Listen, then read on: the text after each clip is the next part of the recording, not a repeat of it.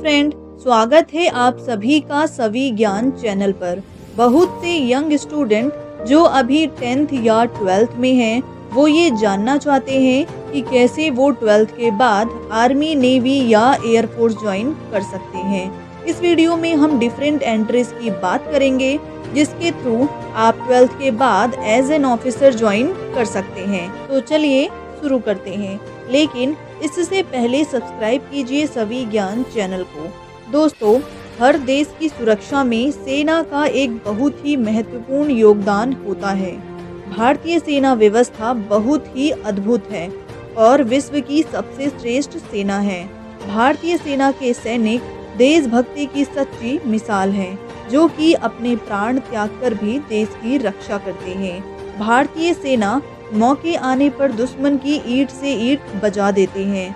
वह अपने अंतिम समय तक डट कर खड़े रहते हैं। भारतीय सैनिक गर्मी हो या सर्दी, बिना मौसम की परवाह किए देशवासियों की रक्षा करते हैं।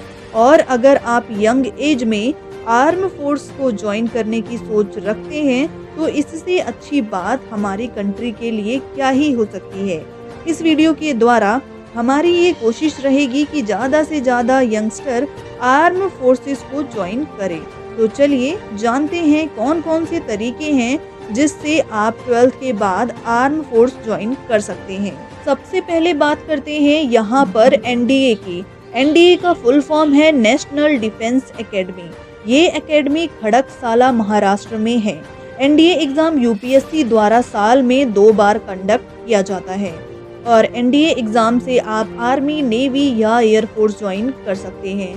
जब आप एनडीए एग्जाम के लिए अप्लाई करें तो आप अपनी सर्विस प्रेफरेंस को मार्क कर सकते हैं। अगर आप एनडीए से आर्मी ज्वाइन करना चाहते हैं तो 12th पास होने चाहिए, भले ही आपकी स्ट्रीम कोई भी हो। लेकिन हाँ, अगर आप एनडीए से नेवी या एयरफोर्स ज्वाइन करना चाहते हैं तो आप 12th पास होने चाहिए और साथ ही आपके पास फिजिक्स या मैथमेटिक्स होना चाहिए। और इसमें आपके 12th में कितने मार्क्स हैं ये मैटर नहीं करता है, लेकिन एनडीए ज्वाइन करने के लिए आपका 12th पास होना ये कंपलसरी है।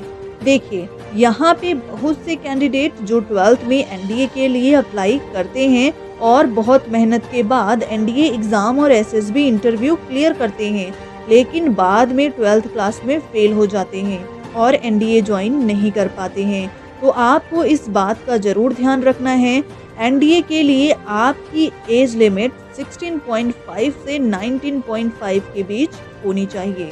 एनडीए एग्जाम में आपको 2 पेपर फेस करने होते हैं। पेपर 1 जिसमें मैथमेटिक्स है और पेपर 2 जिसमें जनरल एबिलिटी टेस्ट है। जनरल एबिलिटी टेस्ट में पार्ट ए जिसमें इंग्लिश है और पार्ट बी जिसमें जनरल नॉलेज होता है। एनडीए एग्जाम के लिए हर साल 5 से 6 लाख लोग अप्लाई करते हैं और इसमें से कुछ 8 या 9 हज़ार लोग ही एसएसबी इंटरव्यू के लिए बुलाए जाते हैं और इनमें से भी 300 से 400 कैंडिडेट ही इंटरव्यू क्लियर कर पाते हैं। तो आप ये समझ सकते हैं कि एनडीए एग्जाम क्लियर करना अपने आप में ही एक बहुत बड़ी चुनौती है। अगर आप आर्म फोर्सेस को ज्वाइन करना चाहते हैं तो एनडीए से बेहतर एंट्री कोई नहीं है। मोस्टली जो टॉप आर्म फोर्सेस के कमांडर हैं वो सब के सब एनडीए एलुमनाई हैं। चलिए अब बात करते हैं टीईएस की, जो कि टेक्निकल एंट्री स्कीम भी कहलाता है। जिन कैंडिडेट के पास 12th में फिजिक्स, केमिस्ट्री और मैथ यानी पीसीएम है, वो इस एंट्री के लिए अप्लाई कर सकते हैं। इस एंट्री में आपको एनडीए जैसा कोई रिटन एग्जाम फेस नहीं करना होता है और अगर आप शॉर्टलिस्ट होते हैं तो आपको डायरेक्ट एसएसबी इंटरव्यू के लिए कॉल आ जाती है। लेकिन हाँ, आपको एसएसबी में शॉर्टलिस्ट होने के लिए पीसीएम में अच्छे मार्क्स लाना बहुत जरूरी होता है। अगर आपको पीसीएम में एग्रीगेट परसेंटेज 70% है तो आप इसके लिए अप्लाई कर सकते हैं। लेकिन जब आर्मी फाइनली एसएसबी इंटरव्यू के लिए शॉर्टलिस्ट करती है तो कट ऑफ 80 से 90% तक हो सकती है। टीईएस से आप सिर्फ इंडियन आर्मी ज्वाइन कर सकते हैं और इसकी बेसिक मिलिट्री ट्रेनिंग 1 साल के लिए ऑफिसर ट्रेनिंग एकेडमी गया में होती है और उसके बाद फेज 1 प्री कमीशन ट्रेनिंग जो कि 3 साल की है और फेज 2 पोस्ट कमीशन ट्रेनिंग जो कि 1 साल की है। CME पुणे या MCTE म्याऊ या MCEME सिकंदराबाद होती है।